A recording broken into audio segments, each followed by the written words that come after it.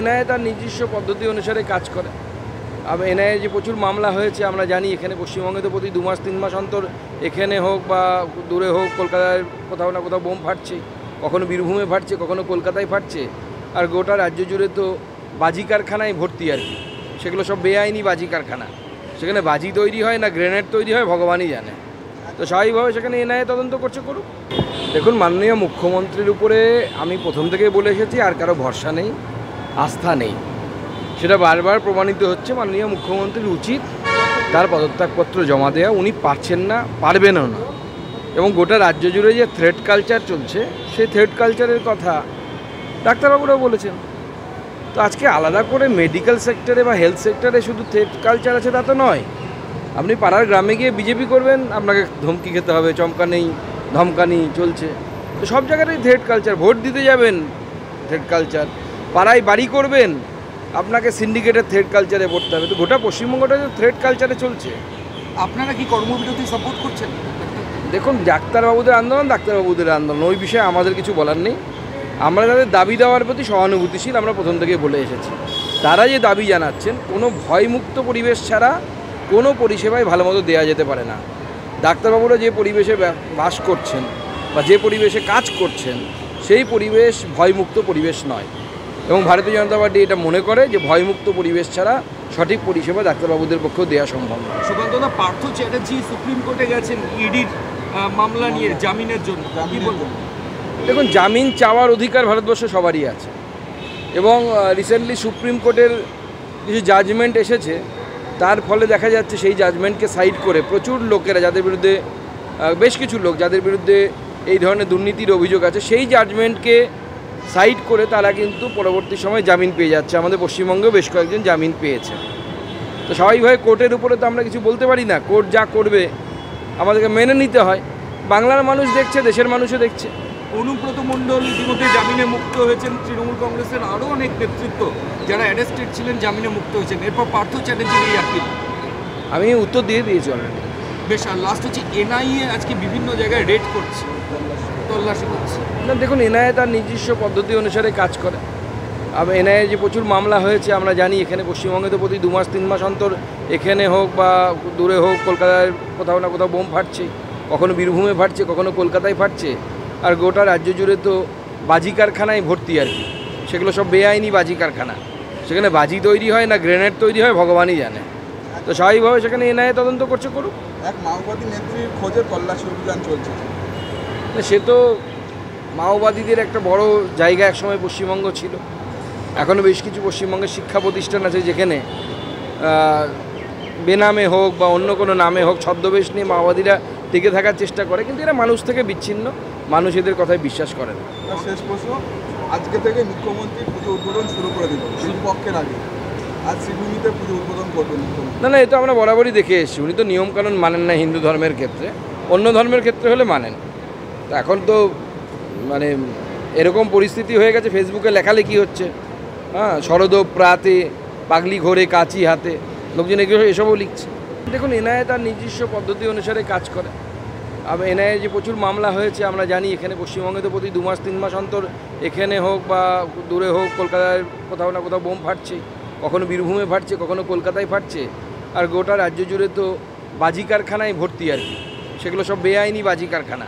সেখানে বাজি তৈরি হয় না গ্রেনেড তৈরি হয় ভগবানই জানে। তো স্বাভাবিকভাবে সেখানে এনআইএ তদন্ত করছে, করুক। দেখুন, মাননীয় মুখ্যমন্ত্রীর উপরে আমি প্রথম থেকেই বলে এসেছি, আর কারো ভরসা নেই, আস্থা নেই। সেটা বারবার প্রমাণিত হচ্ছে। মাননীয় মুখ্যমন্ত্রীর উচিত তার পদত্যাগপত্র জমা দেওয়া। উনি পারছেন না, পারবেনও না। এবং গোটা রাজ্য জুড়ে যে থ্রেট কালচার চলছে, সেই থ্রেট কালচারের কথা ডাক্তারবাবুরাও বলেছেন। তো আজকে আলাদা করে মেডিকেল সেক্টরে বা হেলথ সেক্টরে শুধু থ্রেট কালচার আছে তা তো নয়। আপনি পাড়ার গ্রামে গিয়ে বিজেপি করবেন, আপনাকে ধমকি খেতে হবে, ধমকানি চলছে। তো সব জায়গাতেই থ্রেট কালচার। ভোট দিতে যাবেন, থ্রেট কালচার। পাড়ায় বাড়ি করবেন, আপনাকে সিন্ডিকেটের থ্রেট কালচারে পড়তে হবে। তো গোটা পশ্চিমবঙ্গটা যে থ্রেট কালচারে চলছে। আপনারা কি কর্মবিরতি সাপোর্ট করছেন? দেখুন, ডাক্তারবাবুদের আন্দোলন, ওই বিষয়ে আমাদের কিছু বলার নেই। আমরা তাদের দাবি দেওয়ার প্রতি সহানুভূতিশীল, আমরা প্রথম থেকেই বলে এসেছি। তারা যে দাবি জানাচ্ছেন, কোনো ভয়মুক্ত পরিবেশ ছাড়া কোনো পরিষেবাই ভালো মতো দেওয়া যেতে পারে না।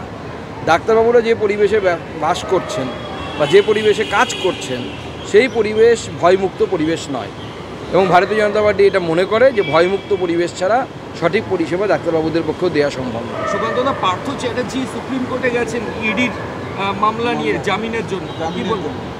দেখুন, জামিন চাওয়ার অধিকার ভারতবর্ষে সবারই আছে, এবং রিসেন্টলি সুপ্রিম কোর্টের কিছু জাজমেন্ট এসেছে, তার ফলে দেখা যাচ্ছে সেই জাজমেন্টকে সাইড করে প্রচুর লোকেরা যাদের বিরুদ্ধে বেশ কিছু লোক যাদের বিরুদ্ধে এই ধরনের দুর্নীতির অভিযোগ আছে, সেই জাজমেন্টকে সাইড করে তারা কিন্তু পরবর্তী সময় জামিন পেয়ে যাচ্ছে। আমাদের পশ্চিমবঙ্গেও বেশ কয়েকজন জামিন পেয়েছে। তো স্বাভাবিকভাবে কোর্টের উপরে তো আমরা কিছু বলতে পারি না, কোর্ট যা করবে আমাদেরকে মেনে নিতে হয়। বাংলার মানুষ দেখছে, দেশের মানুষও দেখছে। অনুব্রত মণ্ডল ইতিমধ্যে জামিনে মুক্ত হয়েছেন, তৃণমূল কংগ্রেসের আরও অনেক নেতৃত্ব যারা অ্যারেস্টেড ছিলেন জামিনে মুক্ত হয়েছেন, এরপর পার্থ চ্যাটার্জির এই আপিল। আমি উত্তর দিয়ে দিয়েছি অলরেডি। বেশ, আর লাস্ট হচ্ছে এনআইএ আজকে বিভিন্ন জায়গায় রেড করছে, তল্লাশি করছে। না, দেখুন, এনআইএ তার নিজস্ব পদ্ধতি অনুসারে কাজ করে। আবার এনআইএ যে প্রচুর মামলা হয়েছে আমরা জানি, এখানে পশ্চিমবঙ্গে তো প্রতি 2 মাস 3 মাস অন্তর এখানে হোক বা দূরে হোক কলকাতায় কোথাও না কোথাও বোম ফাটছে, কখনো বীরভূমে ফাটছে, কখনো কলকাতায় ফাটছে। আর গোটা রাজ্য জুড়ে তো বাজি কারখানায় ভর্তি আর কি, সেগুলো সব বেআইনি বাজি কারখানা। সেখানে বাজি তৈরি হয় না গ্রেনেড তৈরি হয় ভগবানই জানে। তো স্বাভাবিকভাবে সেখানে এনআইএ তদন্ত করছে, করুক। এক মাওবাদী নেত্রীর খোঁজে তল্লাশি অভিযান চলছে। সে তো মাওবাদীদের একটা বড় জায়গা একসময় পশ্চিমবঙ্গ ছিল। এখনও বেশ কিছু পশ্চিমবঙ্গের শিক্ষা প্রতিষ্ঠান আছে যেখানে বেনামে হোক বা অন্য কোনো নামে হোক ছদ্মবেশ নিয়ে মাওবাদীরা টিকে থাকার চেষ্টা করে, কিন্তু এরা মানুষ থেকে বিচ্ছিন্ন, মানুষ এদের কথায় বিশ্বাস করে না। আর শেষ প্রশ্ন, আজকে থেকে মুখ্যমন্ত্রী পুজো উদ্বোধন শুরু করে দিল পক্ষের আগে। আজ শ্রীভূমিতে পুজো উদ্বোধন করবেন মুখ্যমন্ত্রী। না, এ তো আমরা বরাবরই দেখে এসেছি। উনি তো নিয়মকানুন মানেন না হিন্দু ধর্মের ক্ষেত্রে, অন্য ধর্মের ক্ষেত্রে হলে মানেন। তো এখন তো মানে এরকম পরিস্থিতি হয়ে গেছে, ফেসবুকে লেখালেখি হচ্ছে, হ্যাঁ, শরদ প্রাতে পাগলি ঘোরে কাচি হাতে, লোকজন এগুলো এসবও লিখছে। দেখুন, এনআইএ তার নিজস্ব পদ্ধতি অনুসারে কাজ করে। আবার এনআইএ যে প্রচুর মামলা হয়েছে আমরা জানি, এখানে পশ্চিমবঙ্গে তো প্রতি 2 মাস 3 মাস অন্তর এখানে হোক বা দূরে হোক কলকাতায় কোথাও না কোথাও বোম ফাটছে, কখনো বীরভূমে ফাটছে, কখনো কলকাতায় ফাটছে। আর গোটা রাজ্য জুড়ে তো বাজি কারখানায় ভর্তি আর কি, সেগুলো সব বেআইনি বাজি কারখানা। সেখানে বাজি তৈরি হয় না গ্রেনেড তৈরি হয় ভগবানই জানে। তো স্বাভাবিকভাবে সেখানে এনআইএ তদন্ত করছে, করুক। দেখুন, মাননীয় মুখ্যমন্ত্রীর উপরে আমি প্রথম থেকেই বলে এসেছি, আর কারো ভরসা নেই, আস্থা নেই। সেটা বারবার প্রমাণিত হচ্ছে। মাননীয় মুখ্যমন্ত্রীর উচিত তার পদত্যাগপত্র জমা দেওয়া। উনি পারছেন না, পারবেনও না। এবং গোটা রাজ্য জুড়ে যে থ্রেট কালচার চলছে, সেই থ্রেট কালচারের কথা ডাক্তারবাবুরাও বলেছেন। তো আজকে আলাদা করে মেডিকেল সেক্টরে বা হেলথ সেক্টরে শুধু থ্রেট কালচার আছে তা তো নয়।